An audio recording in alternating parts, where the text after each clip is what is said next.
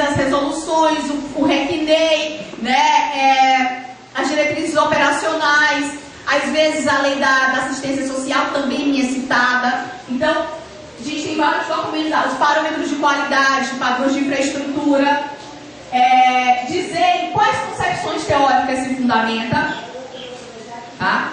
Então, não basta citar Vygotsky, Piaget, colocar todo mundo numa salada de fruta, né, e jogar os nomes lá, não. É nessa concepção teórica que a gente se fundamenta, por quê, né, e quem é esse teórico, o que ele diz. Então isso precisa estar claro.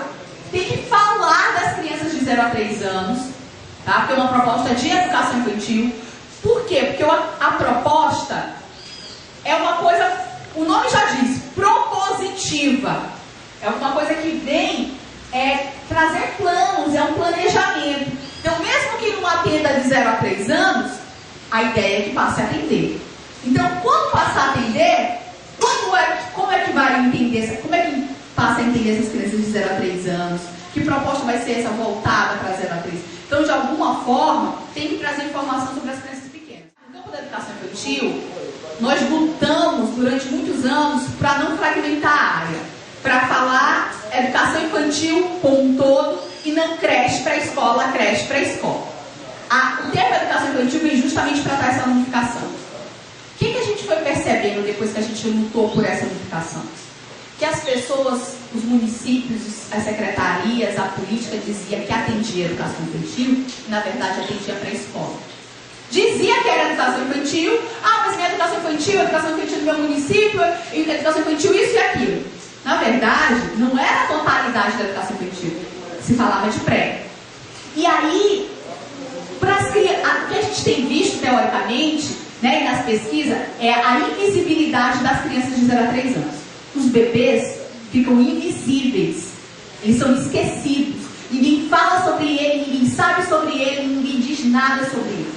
Então, para a gente poder tirar os bebês da invisibilidade, né, para poder pensar a especificidade, porque, gente, uma criança de 2 anos é diferente de uma criança de 5.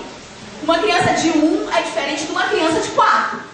Então, há distinções biológicas, maturacionais, cognitivas, motoras, psicológicas, né? E aí a prática pedagógica tem que se adequar a essas especificidades. Por isso, a gente está fincando uma bandeira, né, que é interessante nesse momento histórico voltar e separar e falar 0 a 3 anos, marcar um lugar especial para os bebês, como uma bandeira mesmo política. Olha, os bebês estão aqui, né, eles existem, eles precisam ser vistos, pensados, teorizados sobre eles. É nesse sentido.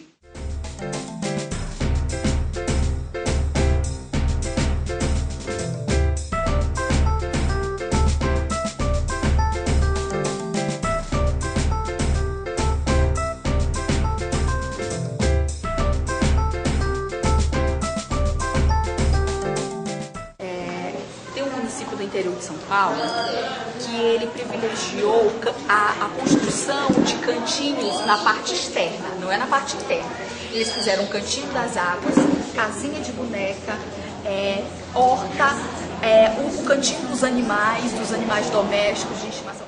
Regulamentar a educação infantil no município, criar um mecanismo através do qual o professor possa orientar, direcionar e obter suporte para a sua prática em sala de aula. Propiciar à criança oportunidades de experimentar, descobrir, manipular objetos e vivenciar situações em um ambiente seguro e acolhedor, permitindo à criança ser independente, fazendo-a sentir-se amada e reconhecida em suas tentativas. E que podem se atribuir 2 passos. Por exemplo, a gente fala de preservação do meio ambiente, de amor ao meio ambiente, de preservação do meio natural. E a escola não cuida do seu jardim. As plantas da escola morrem secas. Tem mato dando no joelho das crianças, né? Os bichos são enxotados das escolas, né? Quem passa arranca uma planta, né? As luzes da escola, a gente fala da preservação, né, do meio ambiente, da conservação do não desperdício da água e não desperdício dos recursos naturais da energia. E aí a luz da escola fica acesa o dia todo, a criança vê, ela passa na frente da escola e vê a luz acesa, ela vê uma torneira pingando o tempo todo, ela tenta fechar, mas a torneira está quebrada e a torneira não fecha, né? E aí, como é que a educação, né, desses valores de preservação do meio ambiente se concretizam na prática se o ambiente concreto, a materialidade, está provando o contrário, né? Então, isso é um exemplo de como o discurso educativo precisa ser concretizado no espaço, né, na materialidade.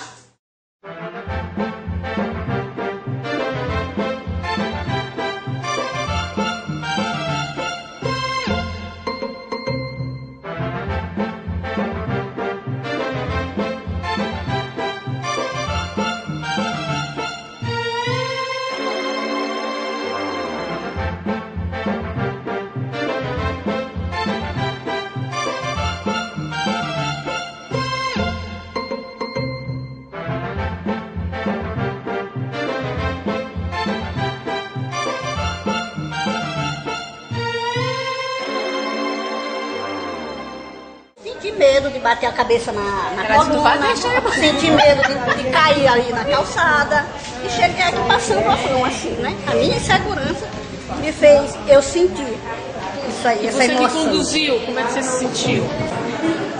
Eu senti que ela não confiou em mim, não confiou na amiga, eu sendo amiga, levando, dizendo que não tinha obstáculo, mesmo assim ela não estava acreditando que eu estava falando a verdade. Que é o sentido de proteção, né? Como a gente, de segurança, como a gente tem que confiar no outro. Muitas vezes a gente vê nossa criança e tem que ver nossa criança como esse ser, né, que tem poucas habilidades ou que tem uma habilidade mais fragilizada.